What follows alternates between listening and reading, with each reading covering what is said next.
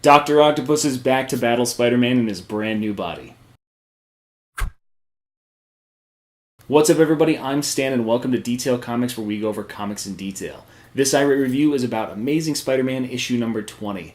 And in this, we're going to see kind of a trend that's been going along with the last few issues, as that it's not about Peter Parker. It's not about Spider-Man in this particular book. It's about the secondary characters that are factoring into the overall clone, dead no more kind of scenario. And this one refocuses on Dr. Otto Octavius. When we last left Dr. Octopus, he was inside the living brain, transferred over to a spider gauntlet, and made his escape after a failed attempt to take over Peter Parker again, and he was headed to find his own remains. So we pick him up where he's headed to this criminal cemetery to try and see where he's kind of at. And when he goes to his own gravesite, he finds that his remains have been removed. And that really gets to the point where him and his AI, Anna, who he designed in 2099 when he was off gallivanting through time in Superior Spider-Man, hack into the internet, track down the sources, find that New You is the only place where they could kind of take over this cloning or resurrection type technology. They find that there's these kind of black market deals for various different specimens of supervillains and things like that, deceased members of the superhero society. And ultimately he starts brokering a deal, gets his own body back, and finds it, hijacks it, and follows it all the way to New You inside the casket, where he sees himself inside his case. And that initiates a conflict between him and the imprinted consciousness of Peter Parker.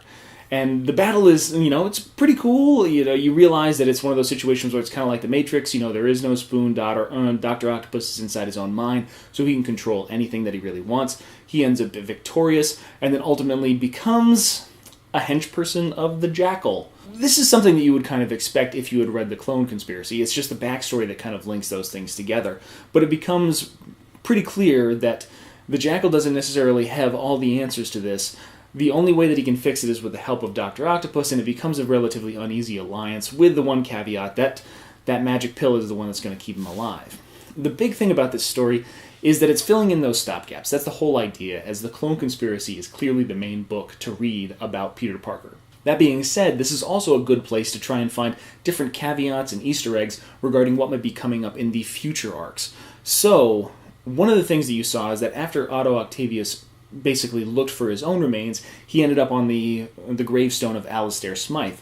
And Alistair Smythe is the son of the original inventor of the Spider Slayers, and then, if you remember correctly, he was in Superior Spider-Man 13 when Otto Octavius killed him, sending him to this particular gravesite.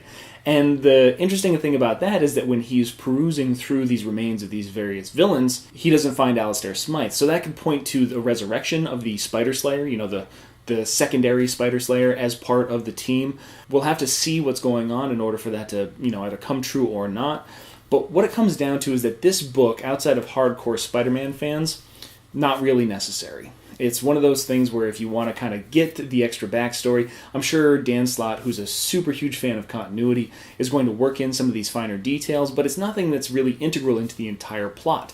It doesn't really give you anything beyond that little bit of exposition that you were missing in how Dr. Octopus got from a spider gauntlet into his actual own body with his octopus arms attached to him. I don't want to say that it's inconsequential. I would never want to say that about a main Spider-Man title, but as far as the story kind of goes, you could just stick to the main Clone Conspiracy titles if you really wanted to keep up on where things are going, and probably be mostly fine. That might be redefined as soon as we get into Prowler and Silk, the other tie-ins that go along with it, and as the story progresses. But we've got 5 months of this. We've got October, November, December, January, and February.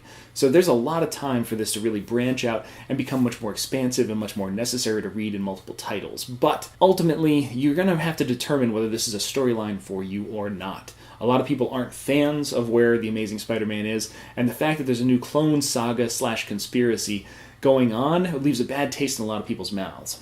I'm going to continue to read it so that way I can let you guys know exactly what's going on and whether it's something that you should pick up now, start picking up in the future, or something to grab and trade at the end, or just to ignore it altogether, because there are unfortunately those kinds of runs in comic books. As of right now, I would say hold and wait on this if you're not a Spider-Man fan. If you are a Spider-Man fan, you already probably have it, and I want to hear what you have to say about the book in the comments. So hit me up down there below. I'm more than happy to start that conversation. We can talk about other Easter eggs that I might have missed, or that, other theories that you have about this entire thing.